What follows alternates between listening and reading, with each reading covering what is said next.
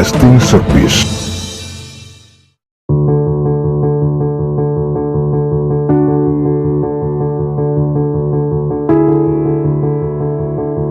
Selamat datang di Heri Gua Channel. Senin, 29 Desember 2025. Ketika penyedia dijadikan tumbal, kuasa hukum MKAIS nilai penahanan cacat prosedur.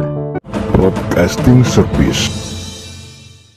Penahanan MKAIS, penyedia dalam proyek pengadaan 1 juta bibit murbei di Kabupaten Wajo, menuai kritik keras dari tim kuasa hukumnya. Mereka menilai, perkara ini menunjukkan pola lama, penegakan hukum yang menyederhanakan masalah, dengan menjadikan penyedia jasa sebagai satu-satunya pihak bertanggung jawab. Sementara, pejabat pengendali anggaran, justru luput dari jerat hukum.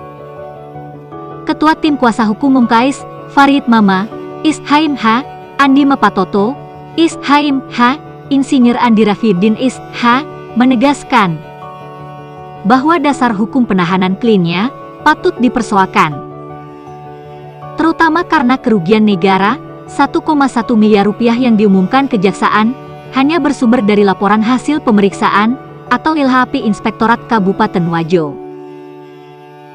Hasil audit inspektorat tidak otomatis sah secara hukum, apalagi jika auditor tidak melakukan pemeriksaan lapangan. Dalam konteks pidana, ini sangat problematik, kata Farid. Audit tanpa turun lapangan dinilai lemah.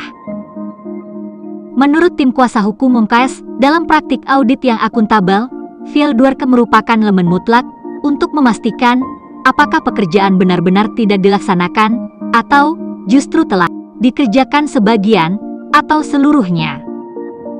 Kalau hanya audit meja tanpa verifikasi fisik, bagaimana bisa disimpulkan ada kerugian negara? Ini tidak memenuhi prinsip kehati-hatian, tegasnya.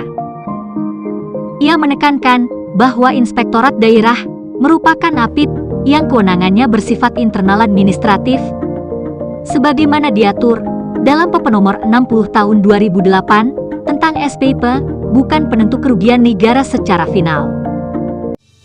Andi Mapatoto mengatakan, kerugian negara bukan domain inspektorat. Ia menegaskan bahwa secara konstitusional, kewenangan pemeriksaan dan penetapan kerugian keuangan negara berada pada Badan Pemeriksa Keuangan atau BPK. Inspektorat boleh menemukan indikasi atau potensi kerugian negara, tetapi yang berwenang menetapkan kerugian negara secara resmi adalah BPK. Ini sudah jelas dalam Undang-Undang 1945 dan Undang-Undang Keuangan Negara, ujar Andi. Menurutnya, menjadikan hasil audit inspektorat sebagai satu-satunya dasar penahanan berpotensi melanggar prinsip due process of law. Apalagi jika hasil audit itu belum diuji di persidangan. Kerugian negara dalam perkara pidana bukan kebenaran mutlak, tapi harus dibuktikan, tambahnya. Penyedia dijerat, pengendali anggaran tak tersentuh. Tim kuasa hukum juga mempertanyakan, mengapa Kejaksaan hanya menetapkan penyedia sebagai tersangka, sementara aktor kunci dalam struktur pengadaan, seperti KPI, PPK, dan PPTK tidak disentuh. Ini proyek pemerintah yang mengendalikan anggaran dan kontrak itu, KPA dan PPK. Penyedia tidak mungkin bekerja tanpa perintah.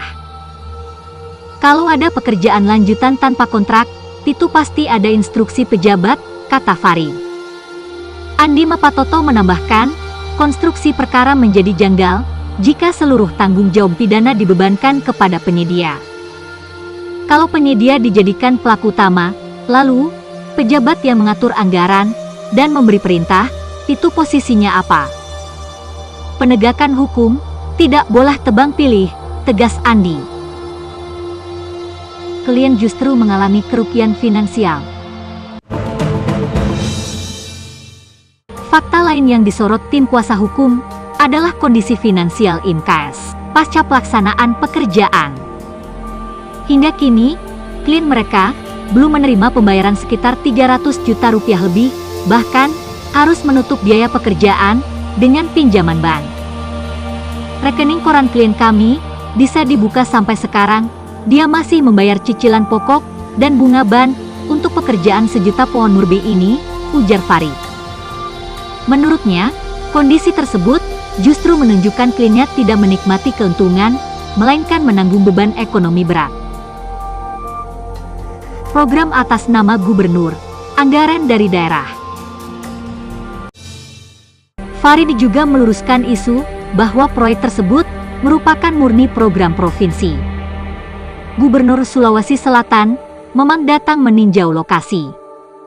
Tapi faktanya, anggaran kegiatan itu berasal dari APBD Wajo.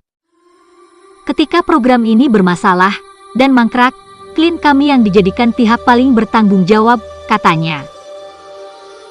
Desakan buka aktor intelektual. Tim kuasa hukum mendesak Kejaksaan Negeri Wajo dan Kejaksaan Tinggi Sulawesi Selatan membuka perkara ini secara menyeluruh, termasuk memeriksa pejabat yang terlibat dalam perencanaan, penganggaran, dan pemberian perintah. Kami tidak menolak penegakan hukum. Tapi, hukum harus adil dan menyentuh akar masalah. Jangan sampai penyedia jasa dijadikan tumbal atas kegagalan tata kelola pemerintah daerah, pungkas Andi Mapatoto. Laporan tim redaksi, Jurnal 8. Hari2 Channel Broadcasting Service.